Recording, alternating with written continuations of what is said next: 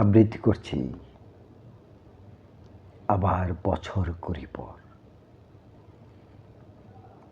আমার স্বরচিত গদ্য কবিতা আবৃত্তি করছি। আবার বছর কুড়ি পরে তার সাথে দেখা হতো যদি, তখন পরন্ত বিকেল, দোলো উড়ানো গোদলে, যাকে যাকে নিরে ফিরছে শালিক বক ডাহুক পাখির দল।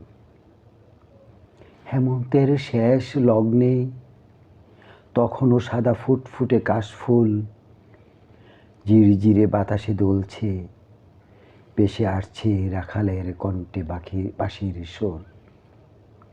ও পথ বেয়ে হাঁটব দুজন আবার, মনের অজান্তে স্পর্শিত তোমার নরম কোমল হাত, শিহরিত হবে আমার আধমরা হৃদয়।